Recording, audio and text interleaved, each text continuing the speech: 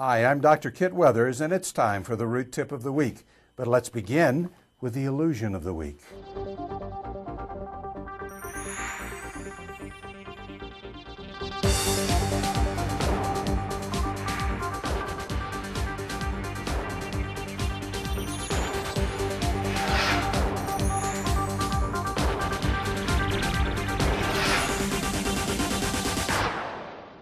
This is one of my favorite things to do at any table where you've got a salt shaker.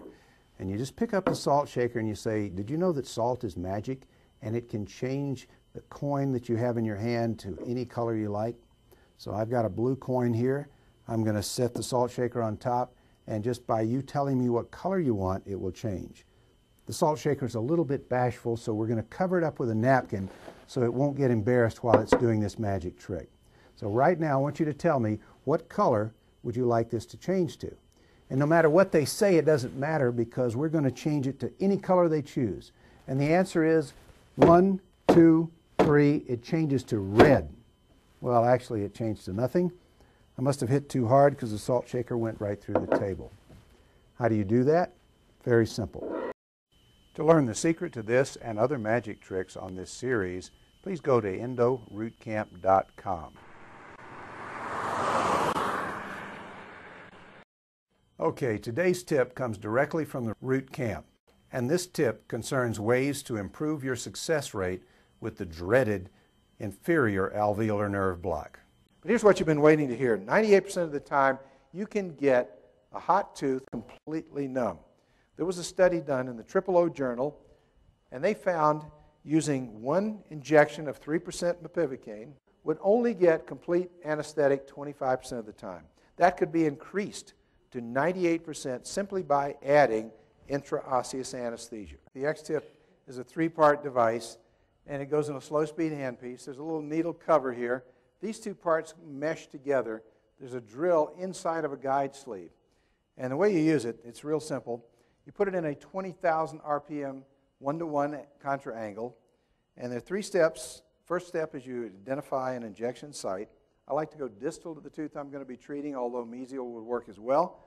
Then I apply topical down in the mucobuccal fold, just a few drops. I'll then give a little injection in that area because I want to not only numb the tissue where I'm going to drill, I want the patient to feel a little isolated area of numbness on their lip. Because if they don't feel any numbness, they don't believe that you have numbed the tooth. And then after a minute or so, I'll come back and take a pair of cotton pliers and push right in the area that I'm going to drill. When I remove the cotton pliers, there's a little dimple right where I'm going to drill. Then I'll put a couple of drops right there to numb the periosteum in that area. Step 2 is drilling through the bone. Use the handpiece, wide open, intermittent pressure. You're going to go zit, zit, zit, zit. When it drops through into the cancellous bone, take your foot off the rheostat, and at that point, you'll take a pair of cotton pliers, or your assistant will hold the pliers, steady the guide sleeve as you withdraw the drill from the area. Step 3 is the injection. Using the ultra-short needle that comes in there, the 27-gauge needle, slip it into the little guide sleeve, slowly inject about 1/3 to maybe 1/4 of a cartridge for a single tooth, and you're at that point, once you've injected into that area, you can immediately put down the syringe, pick up your handpiece, and start to work because that tooth is numb right now. So then we slide the needle in and inject. When we're done and we know that we don't need anesthetic anymore, we will withdraw the guide sleeve and dispose of it in the sharps container. Leave it in for the entire procedure until you're certain that you're not going to need any more anesthetic. The big advantage of that, of course, is if the patient if it starts wearing off, there's a guide sleeve, just slip back in and add a little bit more. Injection sites. If you place the X-tip distal to the second bicuspid, you will get the first molar and both bicuspids numb with one injection.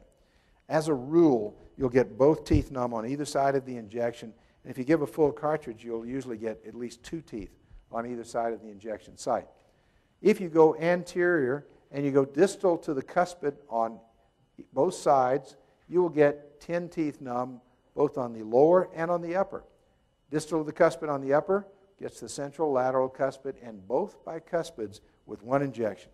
2 injections gets 10 teeth. This is very handy if you're, let's say, going to do veneers or something where you don't want the lip numb but you want the teeth numb.